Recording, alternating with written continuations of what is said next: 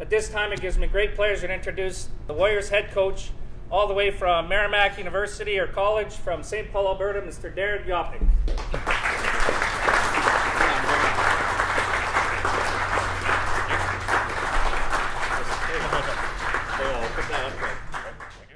Today's a special day in my career, and hopefully in the Westside Warriors organization.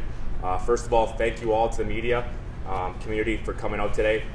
The support that I see here is part of the reason that I chose to come out here to move on my career. I'm really excited to be here. I'm really excited to be part of the community. This community is an overwhelming place to be. I really like it. I really enjoy it. It's going to be a place that I'm going to call home and be real happy to be here. A little bit about myself. You've heard about my background a little bit. I come from a college hockey background. I think the model we're trying to perform here is trying to allow people to move on wherever they want to go, whether that's college or onto the Western League or on a pro hockey, whatever it is. I want to come here as an educator, help educate our young student athletes, our young players, into moving on in the world wherever it be. Obviously, first and foremost, we also want to win. Winning is very important. If we don't win, I won't have a job, so we're going to try and win real hard. We're do all we can. But we're going to model and try and develop these young men into even better and stronger men as they go through their lives. First and foremost is the team. I think there's a good returning group. There's a core returning group. I think there's a few areas that we kind of want to shore up. I think to be even the upper echelons even better than we've even done before, hopefully. So I think that's first and foremost. Trying to get to know our team a little bit better. I know them through watching them, get to know them as individuals, and then I want to try and figure out the holes that we might have and try and work on patching those up a little bit. I think they're a hard-working group. I think they played pretty well as a team.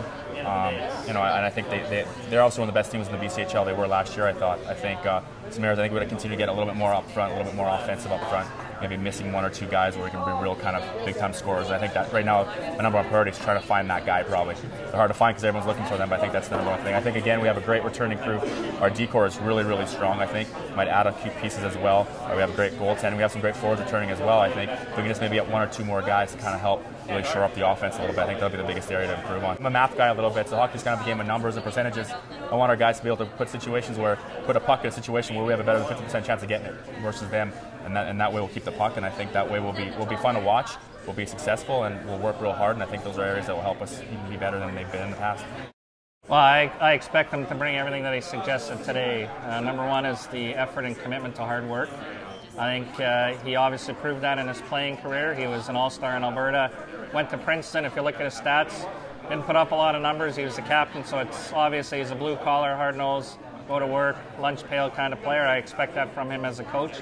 I think number two is he's going to be excellent on the recruiting front. I expect him to continue to bring in very quality players for the benefit of the community and benefit of the organization.